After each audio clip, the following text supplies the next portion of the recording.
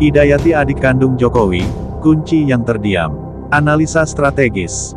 Oleh Christovita Wiloto, Chairman Strategik Indonesia. 1. Prolog, ketika fakta disembunyikan, Tuhan menyatakannya. Dalam setiap masa, Tuhan menyisakan saksi.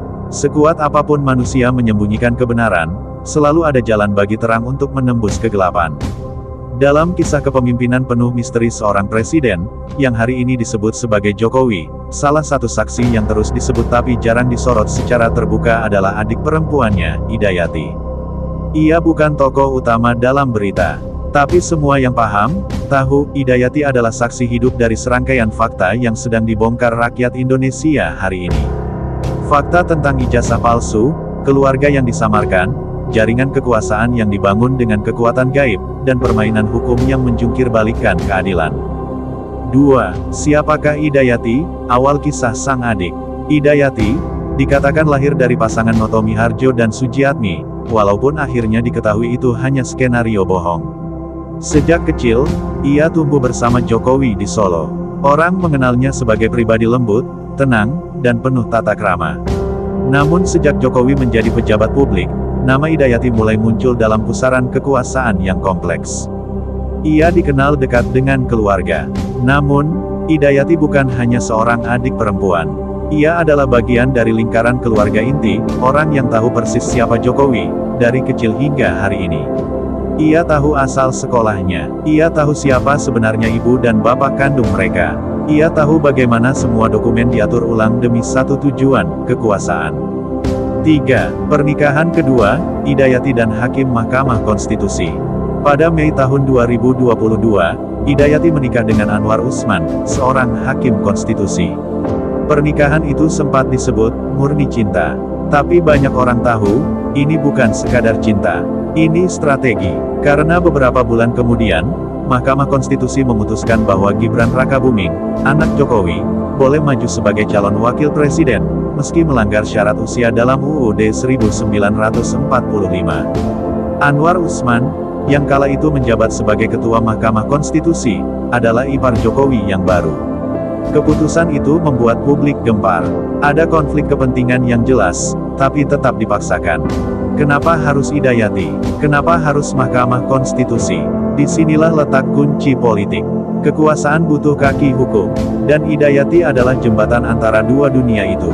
4. Suami pertama, Hari Mulyono dan kematian misteriusnya. Sebelum menikah dengan Anwar Usman, Idayati adalah istri dari Hari Mulyono. Sosok ini dikenal luas di Solo sebagai orang baik, pendiam, dan bersih. Ia bukan pejabat, tapi usahawan yang berintegritas.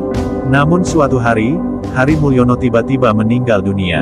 Tanpa sakit panjang, tanpa gejala, tiba-tiba, banyak orang di lingkungan Solo terkejut.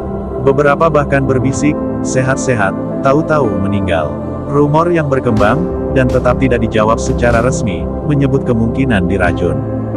Hari Mulyono meninggal setelah menjalani perawatan di rumah sakit, Senin, tanggal 24 September tahun 2018.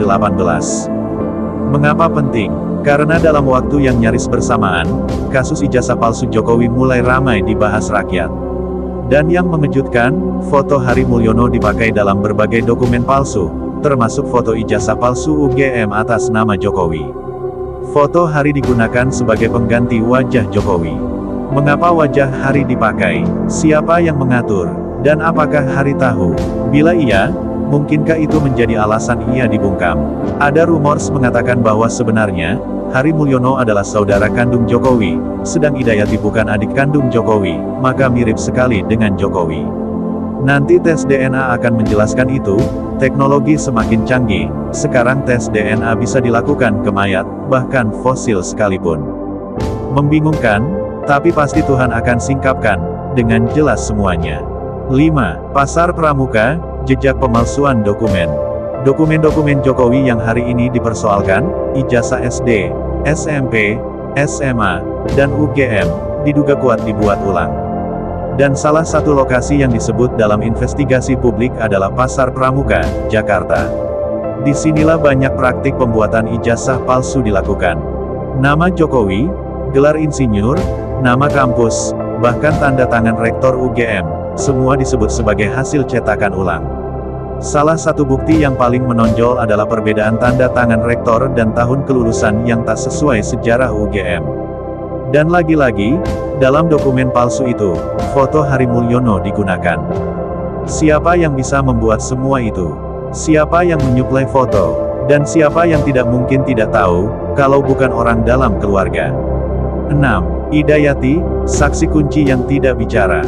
Idayati adalah saksi hidup. Ia tahu suaminya Hari. Ia tahu siapa yang menyuruh foto itu dipakai. Ia tahu siapa ibu kandung Jokowi. Ia tahu siapa bapak kandung mereka sesungguhnya. Ia tahu apakah dia sekandung dengan Jokowi, atau suaminya Hari Mulyono lah saudara sekandung Jokowi. Ia tahu rumah masa kecil mereka, asal muasal keluarga, dan semua yang disembunyikan. Tapi sampai hari ini, ia tidak pernah bicara satu kata pun kepada publik. Ia diam, mungkin karena takut, mungkin karena tekanan, mungkin karena setia pada Jokowi. Tapi dalam diamnya, suara keadilan memanggil. 7. Kepalsuan identitas, ibu kandung dan ayah kandung Jokowi. Isu tentang ibu kandung Jokowi bukan baru. Publik mencurigai bahwa Sujiatmi bukan ibu kandung aslinya. Foto-foto lama menunjukkan ketidaksesuaian wajah dan usia. Dan lebih dari itu, isu kedekatan keluarga Jokowi dengan Partai Komunis Indonesia (PKI) terus bergulir. Ayahnya, Noto Miharjo, disebut sebagai orang dekat tokoh PKI DN. Aidit, bahkan beberapa menyebut rumah mereka dulu sering digunakan sebagai tempat pertemuan rahasia. Bila benar, maka seluruh narasi kepemimpinan Jokowi bisa dipertanyakan. Dan Idayati tahu itu, karena ia adalah bagian dari keluarga. Ia tahu siapa-siapa, ia tahu siapa yang dikuburkan di mana, ia tahu siapa yang diganti namanya, dan ia tahu siapa yang bukan siapa. 8. Dukun dan kekuatan gelap. Selama 2 periode kepemimpinan Jokowi, berbagai tokoh menyebut bahwa presiden ini menggunakan kekuatan gaib untuk menjaga kekuasaan. Dukun-dukun dari Banyuwangi, Gunung Kawi, bahkan dari luar negeri disebut ikut serta.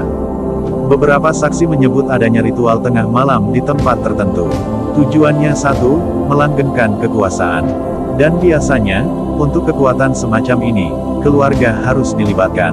Tidak mungkin seorang pemimpin melakukan semua itu sendirian tanpa dukungan darah dagingnya. Apakah Idayati tahu nama-nama dukun itu? Apakah ia ikut ritual, atau justru ia jadi korban spiritual dari sistem yang ia sendiri tidak bisa lawan? 9. Lingkungan Solo, apa kata warga? Masyarakat Solo mengenal Idayati sebagai perempuan santun. Tapi setelah Jokowi berkuasa, rumah-rumah keluarga mereka berubah. Lebih tertutup, lebih dijaga, lebih mencekam. Beberapa warga menyebutkan bahwa Ibu Idayati itu baik, tapi sekarang kayak dikurung. Yang lain berkata, dulu suka senyum, sekarang jarang keluar rumah. Itu bukan gosip, itu kegelisahan publik. Karena rakyat Solo tahu, kebenaran sedang disembunyikan. Dan mereka yang tahu, mulai dibungkam. Atau dibungkus rapi dengan jabatan. 10. Arahan Tuhan Yesus Kristus untuk kasus ini. Tuhan Yesus berkata, tidak ada yang tersembunyi yang tidak akan dinyatakan, dan tidak ada yang rahasia yang tidak akan diketahui. Lukas 12 ayat 2. Kepalsuan tidak akan bertahan. Meski kuat, meski dilindungi hukum, meski dijaga militer, kebenaran akan keluar. Dan Yesus juga berkata, akulah terang dunia, barang siapa mengikut aku, ia tidak akan berjalan dalam kegelapan. Yohanes 8 ayat 12. Untuk Idayati, jika ia membaca ini, Tuhan memanggil engkau untuk keluar dari diam. Tuhan tidak menuntut balas dendam, tapi kebenaran. Jika engkau bersedia jadi saksi, bukan untuk manusia, tapi untuk kemuliaan Tuhan, maka Tuhan akan menyertaimu. Bangkitlah, bicara, bersaksilah, untuk rakyat Indonesia. Jangan takut, jangan terintimidasi. Imanilah bahwa Yesus Kristus tetap memegang kendali. Dia tahu segalanya, dan Dia sedang bekerja, melalui kita yang bersedia jadi terang. 11. Penutup, saat semua menjadi terang. Idayati mungkin hanyalah satu nama dalam cerita besar bangsa ini. Tapi Tuhan tidak pernah pilih orang berdasarkan pangkat. Ia pilih hati yang mau taat. Kita telah menyaksikan betapa dalamnya kebohongan bisa ditanam. Tapi kita juga sedang menyaksikan Tuhan sedang menggali semua itu kembali ke permukaan. Bukan untuk mempermalukan, tapi untuk menyelamatkan bangsa. Mari terus menulis dengan gentar, dengan cinta, dengan takut akan Allah yang hidup. Karena ketika semua gelap, hanya terang Kristus yang tetap bersinar.